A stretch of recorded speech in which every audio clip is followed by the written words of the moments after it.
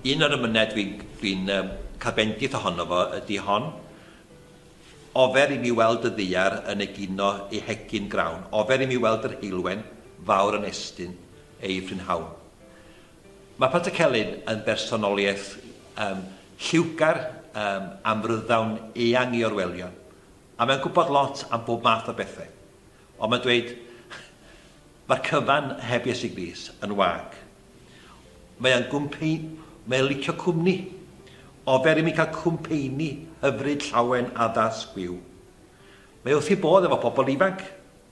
Ieuenctid yn ei rhwys gael nwyfau. Ond mae'n dweud bod angen yr arglwydd Iesu arno fo.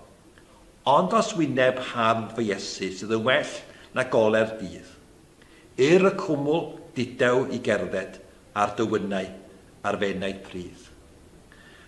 Mae eisiau cwmni'r Iesu. Mae cwmni pobl, mae mwynhau'r gwedigaeth yn braf. O boed fy nghwmpeini fel y mynons, ffoed pleserau, dwi'n misio pleserau'r byd. Byddai'n byw yn berffaith edwydd. Mewn rhyw ogof bach fy hun, oedd yma'n byw mewn ogof, oedd yn byw mewn ffarm braf, ond y dalun ydy o gael yr Iesu.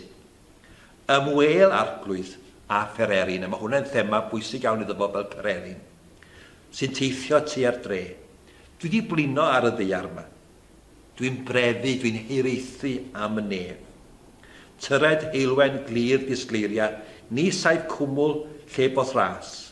Mae yna stormydd gref yn dod, fel y gallom rodio y mas. O ba bryd y cael weld dy wyneb. A gweld wyneb yr Iesu, disgleirio yn yr Iesu. Oll yn heddwch, oll yn ras. Heb i'n pechod yn mynglwyfo, nac yn ddirgel gario'r mas. Oedd o'n teimlo yng Nghrist bod o'n cael ei wisgo a cyfiawnder Crist. Heb i'n llen rhyngof ar bywyd, nac yn ysbryd marw fydd. Heb i'n waedd yn fy ngydwybod, ond tangnefedd pyr dilydd.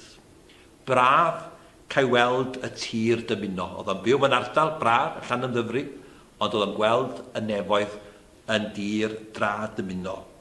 Hyfryd bydd y dwysaidd wlad, lle mae'r brodyr yn mynd filiwn, lle mae'n rhiod, lle mae'n had. Lle gai orffwys o fy llafur, lle gai wellan clwyf am bryw, a chael gwledd dragwyddo gyson, fydd yng nghwmheini tad am Duw. Hiraeth Pater Celyn am bod gyda'r Iesu, sy'n llawer iawn well.